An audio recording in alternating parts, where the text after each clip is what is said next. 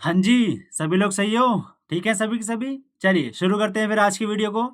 जैसा कि आप लोगों को पता होगा कि हम लोगों ने 45 डेज़ तक का चैलेंज ले रखा है और इस चैलेंज के अंदर हम बेसिकली कर क्या रहे हैं, क्लास 12th की political science plus history in दोनों ही सब्जेक्ट्स को अच्छे से कवर कर रहे हैं हम लोग, जो कि एनसीईआरटी की ही बुक है, ठीक है जी?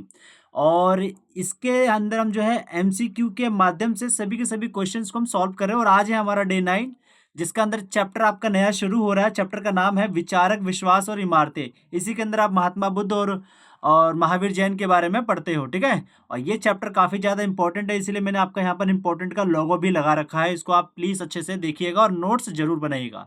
अगर आप लोगों के अभी भी मिड टर्म या फिर प्री बोर्ड के अंदर कम मार्क्स आ रखे हैं और आप बहुत ज़्यादा नताश क्या बोलते हैं, नाराज़ हैं अपने ही परफॉर्मेंस से, तो आप जा करके इस वीडियो को देखिएगा। पूरे टेक्निक्स बता रखी है मैंने कि किस तरीके से आप अच्छे से बोर्ड के अंदर अभी भी 95% मार्क्स लेकर के आ सकते हो। कैसे लाओगे, सारी चीज़ें बता रखी है मैंने। अब एक चीज़ और इन्फॉर्मेशन बतानी थी कि इसी 95% मार्क्स को अचीव करने के लिए ही हमने कुछ इनिशिएटिव्स ले रखे हैं, जिसमें आपके एमसीक्यू की प्रैक्टिस करवाई जा रही है। 5 डेज मतलब 5 क्वेश्चन जो है एवरी डे, हर एक दिन में मैं 5 क्वेश्चन जो है पोस्ट करता हूँ अब यूट्यूब के ऊपर, ठीक है? अगर आप लोगों को नहीं मिलता है कि कहाँ पर है, तो आप सीधा जाइए चैनल के कम्युनिटी वाले सेक्शन में। कम्युनिटी वाले सेक्शन पे आप जैसे ही जाएंगे तो वहाँ पर जाने के बाद आप सभी लोगों को ऐसे कुछ करके बहुत सारे क्वेश्चंस आपको दिखने लग जाएंगे। जैसे ही आप किसी भी क्वेश्चंस के ऊपर ऐसे टिक करोगे तो टिक करने के बाद आपको एक्सप्लेनेशन भी मिल जाएगा, और इसीलिए मैंने जो है व्हाट्सएप के ऊपर ना डाल करके अब यूट्यूब पे डाल रहा हूँ, ठीक है? सो डैट यूट्यूब पे रहेगा कि आपको डायरेक्ट दिख जाएगा। बहुत ही ईजी सही है, मतलब एक्सप्लेनेशन और आंसर ऑन द स्पॉट आपको दिख जाए करेंगे, ठीक है? कई सारे बच्चे मुझसे बोल रहे थे कि सर ये जो डे वाइज है ये काफ़ी मतलब मिल नहीं रहे हमें।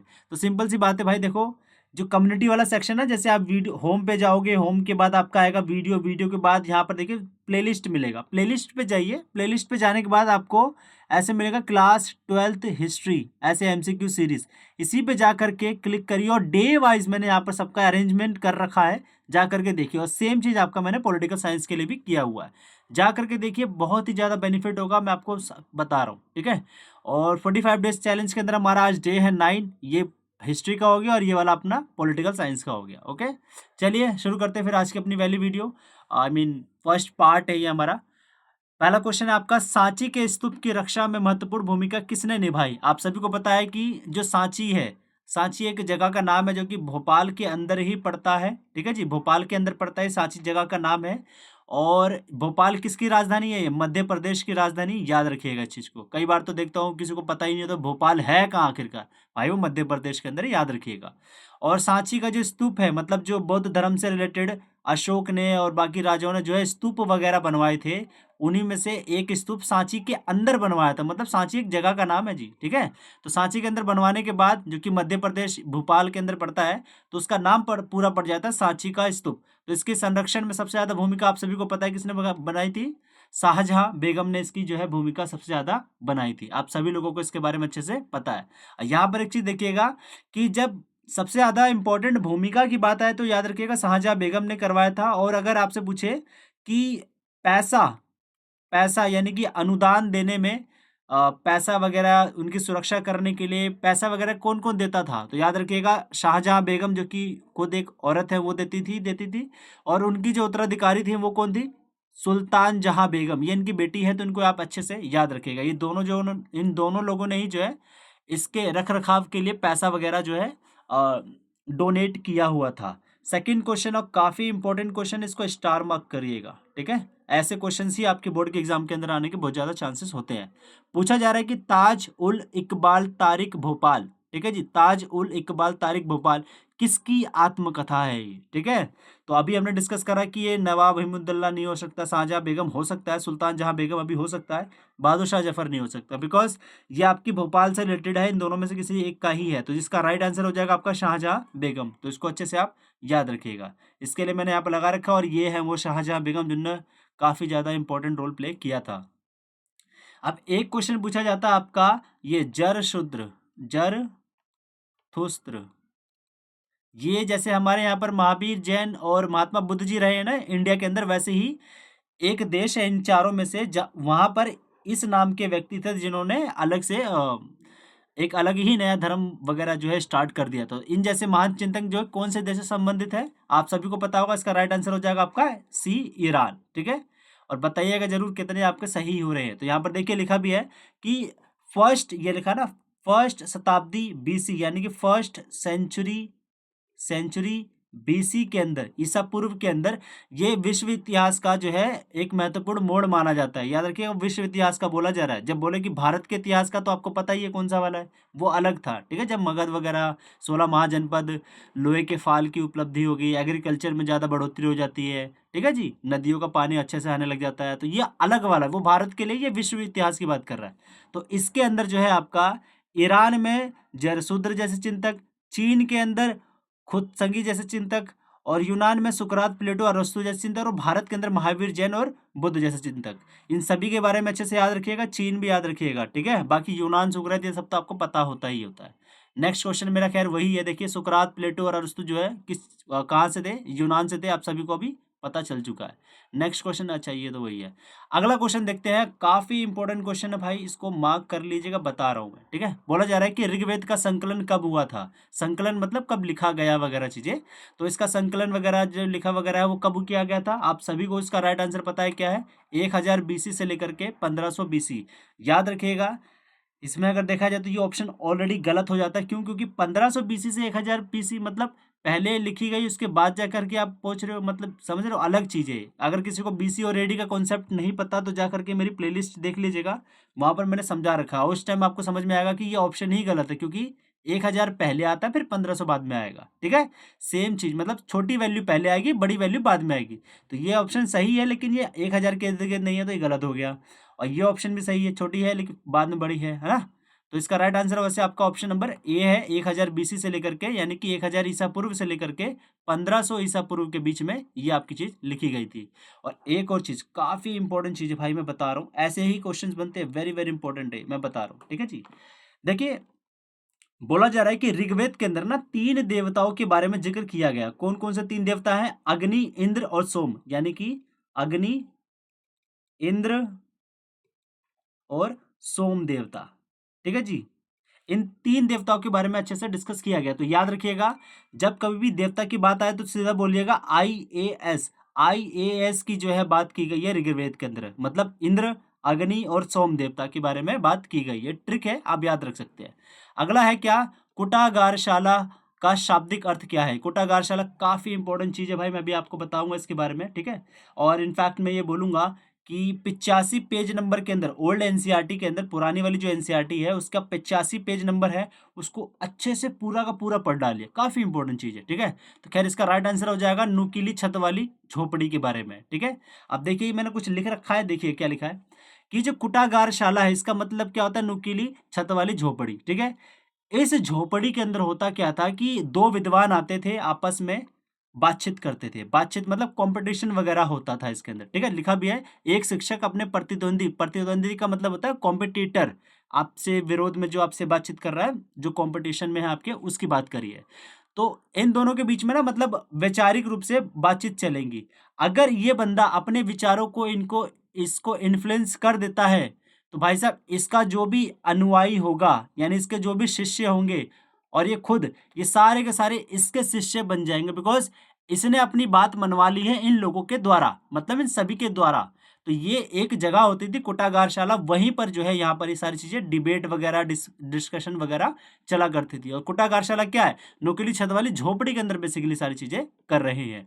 और ऐसे ही जो है महावीर जैन और महात्मा बुद्ध, ये 2 लोग भी जो है इसी कुटागारशाला जैसी जगहों पे गए, और वहां पर जो है हिंदू धर्म से रिलेटेड बहुत सारे जो आर्गुमेंट्स है वो दिए थे इन लोगों ने। ठीक है जी, तो देख सकते हैं, लिखा भी है कि उन्होंने जो आर्गुमेंट्स दिए, जीवन के दुखों से मुक्ति प्राप्त करने के लिए बातें कही हैं। और उन्होंने कहा है कि हर एक व्यक्ति जो है खुद से ये चीज कर सकता है। जबकि ब्राह्मणवाद, जो ब्राह्मण वाले जो लोग हैं, वो लोग क्या बोलते हैं कि व्यक्ति का अस्तित्व जो है उसकी जाति और लिंग से आधारित होता है, मतलब जन्म से आधारित होता है। जो कि ये बात को खंडन किया जाता है, गलत बोला जाता है, किनके द्वारा, महावीर जैन और महात्मा बुद्ध के द्वारा।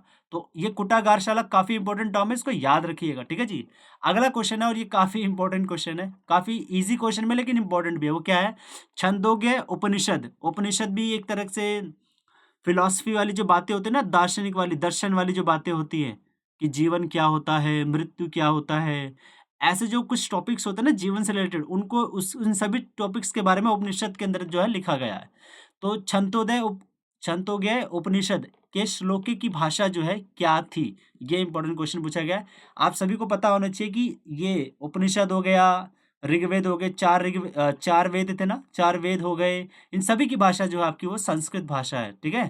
कन्फ्यूज़न में डालने के लिए ऐसी चीज़ें दे सकता है, और याद रखिएगा कि इस अ, छांदोग्य उपनिषद के अंदर जो है 2 श्लोक के बारे में बात की जा रही है, और 2 श्लोक कौन से हैं? पहला वाला है आपका आत्मा की प्रकृति, दूसरा है सच्चा यज्ञ। हालाँकि ये पूछा नहीं जाएगा, मेरी गट फीलिंग कहता है ऐसे कभी नहीं आएगा क्वेश्चन। अगला क्वेश्चन, और वेरी जितने स्टार लगा सकते हो लगा लो भाई, मैं बता रहा हूँ। वेरी इंपॉर्टेंट क्वेश्चन है। क्या पूछा जा रहा है? त्रिपिटक का संकलन कहाँ हुआ था? अब त्रिपिटक से रिलेटेड आपको बहुत सारी चीज़ें जाननी ज़रूरी है। खैर इसका राइट आंसर हो जाएगा आपका ऑप्शन नंबर ए। अब इसके बारे में कुछ बातें हैं जो मैं आपको बताना चाहता हूँ। अच्छे से सुनिएगा और हर एक चीज़ का अच्छे से जो है लिखिएगा, ठीक है जी? होता क्या था पहले, देखिए एक-एक पॉइंट करके लिख रहा हूँ। पहले क्या होता था कि महात्मा बुद्ध जी हो गए, प्लस जो आदर्श शिक्षक हैं, यानी जो टीचर्स हैं, मतलब आदर्श जो टीचर्स हैं, ये सभी के सभी लोग क्या करते थे? बातचीत करते थे।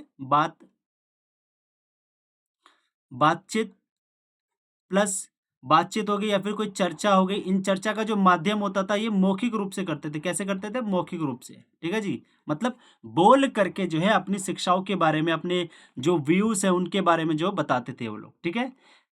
और फिर क्या होता था, जो इन लोगों ने शिक्षा दी, जिसमें फीमेल प्लस मेल और कुछ बच्चे, ये लोग क्या करते थे? इन्हीं शिक्षाओं को सुनते थे, इनकी बातों को सुनते थे, बात करने के बाद उनके ऊपर चर्चा करते थे, विचार विमर्श किया करते थे, ठीक है? याद रखिएगा, जब तक महात्मा बुद्ध जी जिंदा थे, जब तक वो जिंदा थे, मैं लिख देता हूं यहाँ पर, जब तक वो जिंदा थे तब तक जो है उनके विचारों को, उनके शिक्षाओं को लिखा नहीं गया था, उनके शिक्षाओं को नहीं लिखा गया था, ठीक है जी, जब तक वो जिंदा थे। लेकिन वो जब मर जाते हैं, लगभग चौथी से 5वीं शताब्दी में मर जाते हैं वो, लगभग ईसा पूर्व के अंदर। तो जैसे ही वो मर जाते हैं तो मरने के बाद कुछ बड़े बूढ़े लोग आते हैं और वो लोग जो है मीटिंग फिक्स करते हैं, एक मीटिंग फिक्स करते हैं, और उसी मीटिंग के अंदर जो है जो बुद्ध की शिक्षाएं हैं उनको संकलन किया जाता है, उनको लिखा जाता है पहली बार, ठीक है, सबसे पहली बार लिखा जाता है, जिसको हम बोलते हैं त्रिपिटक। त्रिपिटक। और उन लोगों ने मीटिंग कहाँ पर करी थी? ये है सबसे ज्यादा इंपॉर्टेंट क्वेश्चन, जिसे हम बोलते हैं वैशाली। वैशाली, जिसको जिसको इससे भी ज्यादा इंपॉर्टेंट क्वेश्चन ये वाला है, वैशाली को ही जो है पाली भाषा के अंदर, पाली भाषा के अंदर जो है इसको हम क्या बोलते हैं? एक मिनट। हाँ, बिहार, वैशाली बेसिकली आपका जो है बिहार के अंदर पड़ता है, आपको पता ही होगा। और जो है पाली भाषा के अंदर जो है इसको, हाँ, वैशाली, अब याद आया ना, वैशाली, ठीक है जी। वैशाली या वैशाली दोनों एक ही नाम है, लेकिन वैशाली को प्रेजेंट डे में बुलाया जाता है, आज वर्तमान में जाना जाता है, और इसी वैशाली को उस टाइम पर पाली भाषा के अकॉर्डिंग वैशाली बोला जाता था, क्योंकि दोनों ही जो जगह है, मतलब सेम जगह है, बिहार के अंदर पड़ता है, ठीक है जी। तो यहीं पर जाकर के सबसे पहली बार महात्मा बुद्ध जी की जो शिक्षाएं हैं उनको लिखा जाता है, जिसको एक नाम दिया जाता है त्रिपिटक। क्या बोला जाता है? त्रिपिटक। और त्रिपिटक का मतलब क्या होता है? 3 टोकरियां। क्या होता है? 3 टोकरियां। इन सभी वर्ड्स को लिख लीजिए, काफी इंपॉर्टेंट है जी, ठीक है। अब ये 3 जो टोकरियां बोली जा रही है, इनमें से पहला जो टोकरी था उसको बोला जाता है विनय पिटक, ठीक है जी, विनय पिटक। दूसरा होता है आपका सुत्त पिटक, सुत्त पिटक। और तीसरा होता है आपका अभिधम्म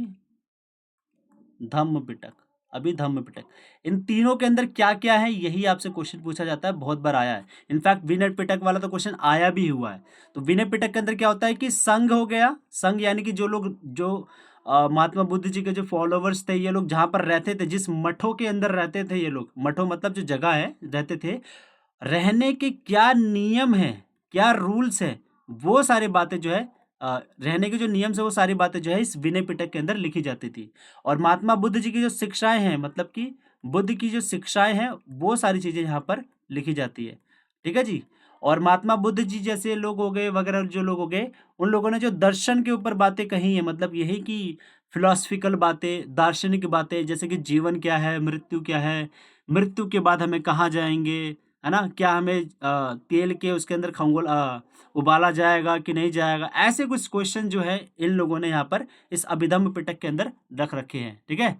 अब यहाँ पर देख लीजिए आपके इस पूरे जो है ना ब्लू कलर का एक बॉक्स होगा, उसको अच्छे से पढ़िएगा, मैं बता रहा हूँ, हर एक से क्वेश्चन बनने के बहुत ज़्यादा चांसेस है। सबसे पहला तो यही है, मैंने बता दिया कि जब तक महात्मा बुद्ध जी जिंदा थे, तब तक वो मौखिक रूप से जो है शिक्षा दिया करते थे, ठीक है? और जैसे ही वो मर गए, मरने के बाद उनके ज्येष्ठ यानी कि जो बड़े-बूढ़े लोग हैं, उन लोगों ने वैशाली जगह जो कि बिहार के अंदर स्थित है, जिसको पाली में वैशाली बोला जाता है और वैशाली इसको बोलते हैं, ठीक है जी? और वहाँ पर जो है शिक्षाओं का जो है संकलन किया जाता है, जिसे त्रिपिटक के नाम से जाना जाता है।